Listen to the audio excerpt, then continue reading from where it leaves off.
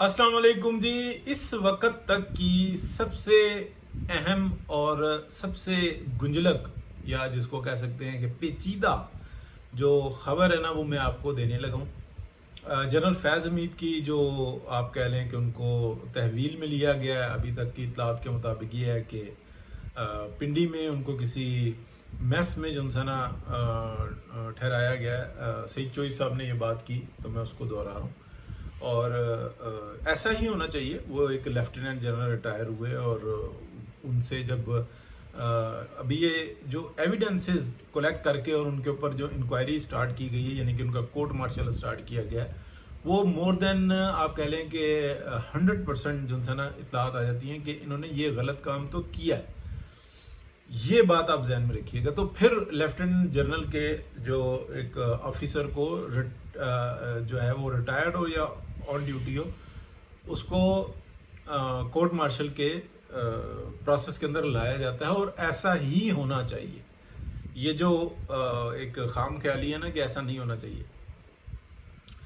मैं अब इसको इस तरीके से बात को चलाता हूँ कि कुछ दिनों से, यानी कि कुछ महीना दो से मामलात कुछ इतने ज़्यादा ख़तरनाक हो गए थे, या 3 महीने से ऐसे कर लें कि जिसके अंदर बार बार एक तरफ सब तरफ से ये शुबहात आ रहे थे कि पाकिस्तान को शायद डिफ़ॉल्ट करने की तैयारी हो रही है। और फिर हमने ये देखा कि ये सारे मामलात एक हद से बढ़े।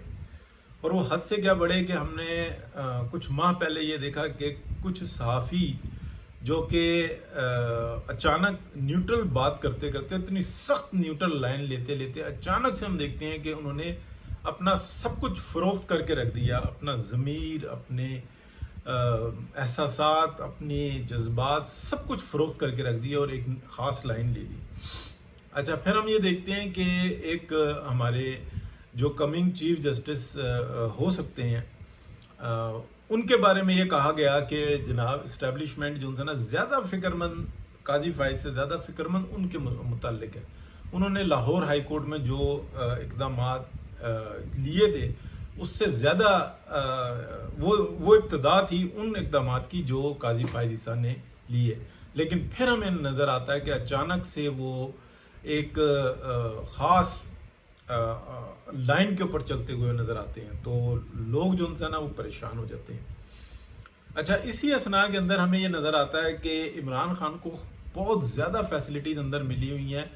और अगर कोई ये समझता है कि हुकूमत पंजाब का कोई कंट्रोल है इमरान खान के मामले के हद तक क्या कहते हैं जेल के अंदर, तो ये उसकी खाम ख्याली है।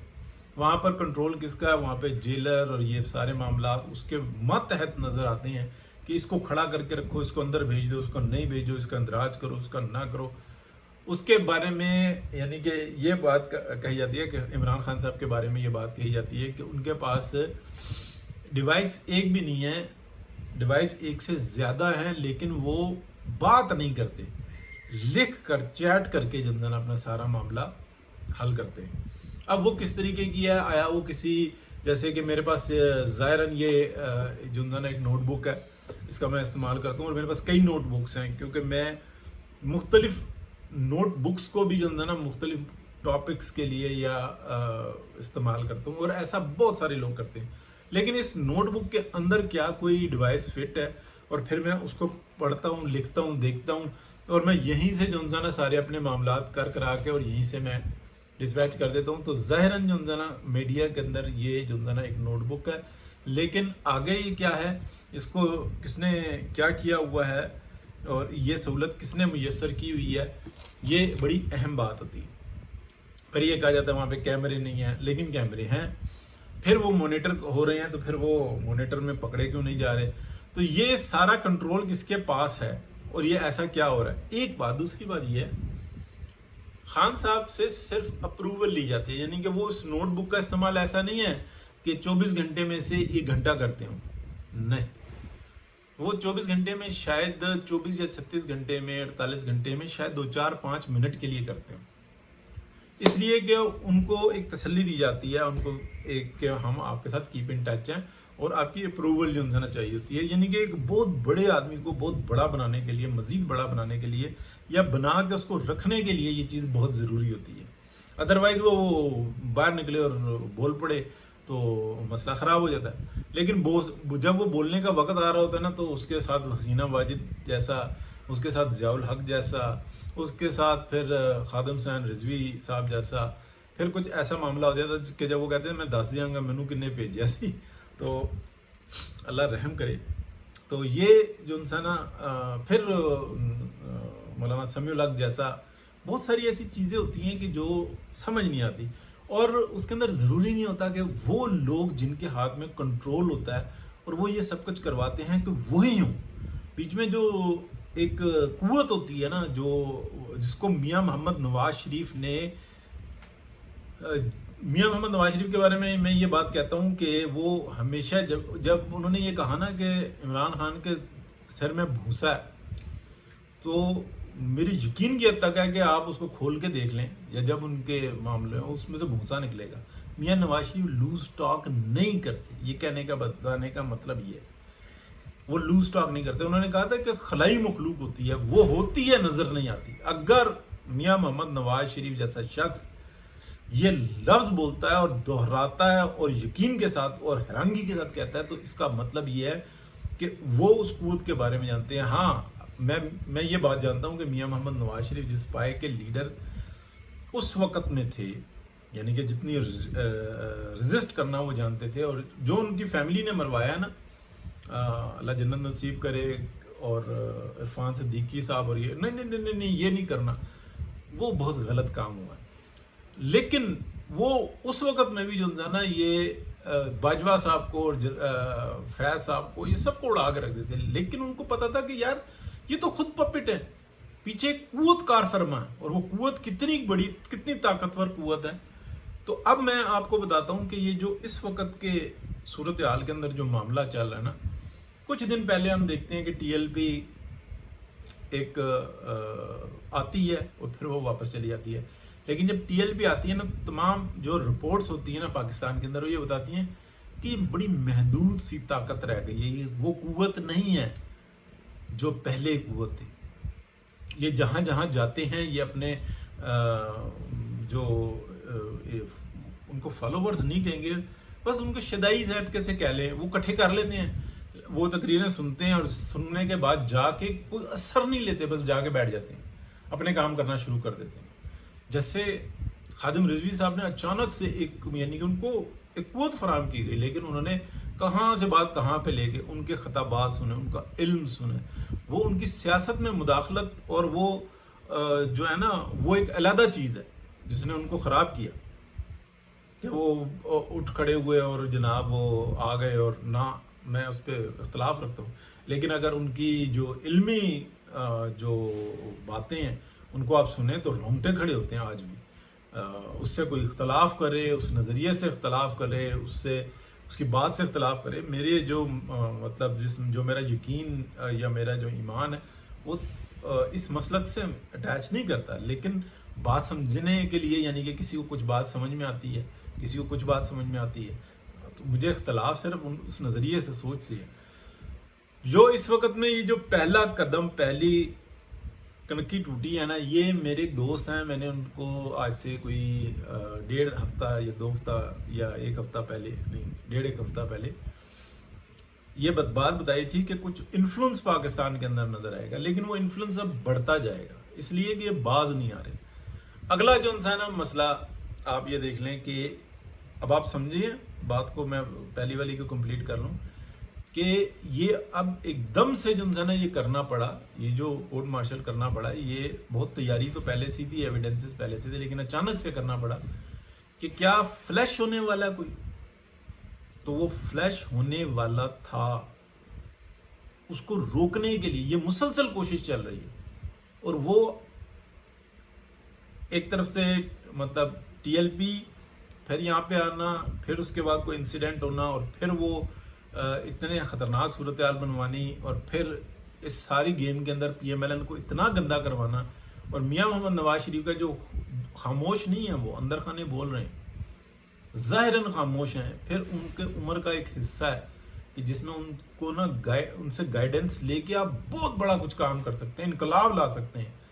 آپ یعنی کہ جو وقت ضائع ہونا تھا ہو گیا، اگلے 5 سال کے اندر اسی مقام پر لے جا سکتے ہیں جہاں پر میاں محمد نواز شریف کا 90 سے لے کے اور ابھی تک کا دور ہے. لیکن جو ایک حوث کا کتا باندھا ہوا ہے نا ایک ڈپارٹمنٹ کے اندر کہ یہ کاروبار بھی ہمارا، وہ کاروبار بھی ہمارا، ہم اتنا ٹیکس دیتے ہیں، ہم کسی کو جواب دے نہیں ہیں، وہ حوث کا کتا جب تک مرے گا نہیں یہ معاملہ ٹھیک نہیں ہوگا. یہ بہت خطرناک اور بہت حقیقت پر مبنی بات کر رہا ہوں. اور یہ باقاعدہ ایک انجیکٹ کیا گیا کینسر، اور ضیاء الحق کے دور سے بتدریج شروع ہوا اور ابھی تک جو نہ آیا.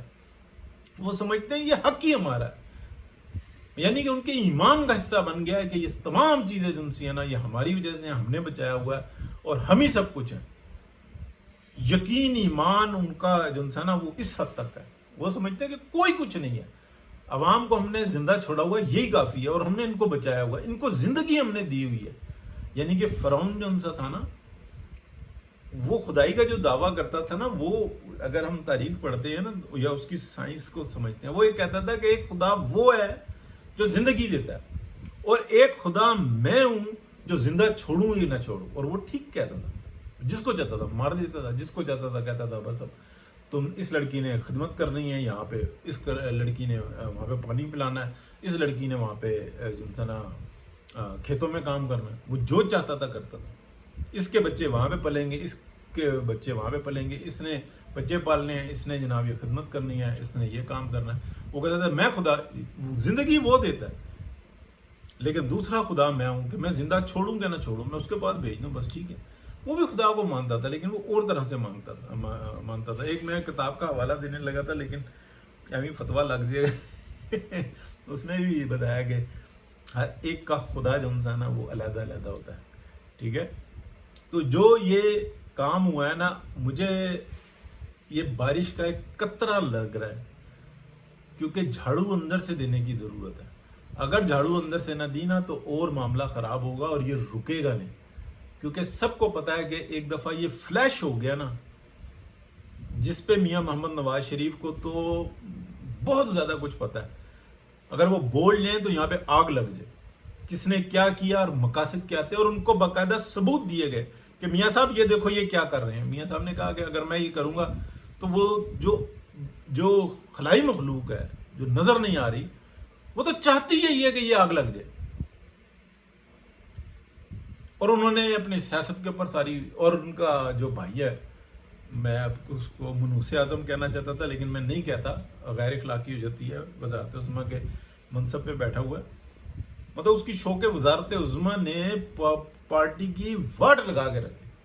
میں ہوں نا پاجی، میں ہوں نا پاجی. ان کو کہہ رہے ہیں میاں صاحب تسی بیٹھو، تسی اجے نہیں، تہاڈا کام نہیں اجے شروع ہویا، تہاڈا کام اتنے نہیں ہوگا. نہیں پاجی میری سپیڈ ہی بہت ہے پاجی، میں پاجی نے تہاڈا بھتیجا. اس نے واٹ لگا کے رکھ دی اور بے شرمی کے ساتھ وہ کہتا ہے تباہ ہوگی تو بھائی کی سیاست، وزیر اعظم بنوں گا تو میں، میری تو سیاست ہی ٹوٹل اب یہ رہ گئی ہے کہ میں اور میرا بیٹا. یہ تھوڑا سا درد ہے.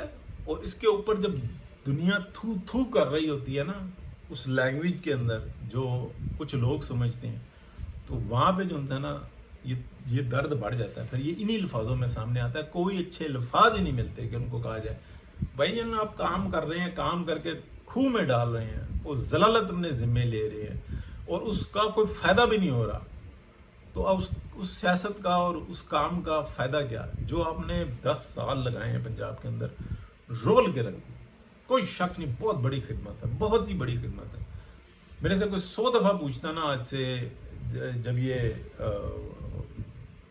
18 مہینے کا جو پی ڈی ایم کی حکومت ہے اس سے پہلے 100 دفعہ کوئی پوچھتا نا 1000 دفعہ پوچھتا کہ پنجاب کا وزیر اعلیٰ کون ہو، تو میں یہ کہتا کہ شہباز شریف. وہ 10 سال کاش کہ وہ اور دے دے. یہ پنجاب پاکستان ہے، یہ بلوچستان پاکستان ہے، یہ سندھ کے پی یہ پاکستان ہے، یہ گلگت بلتستان کشمیر پاکستان ہے. اگر پنجاب خوشحال ہوگا تو پاکستان خوشحال ہوگا.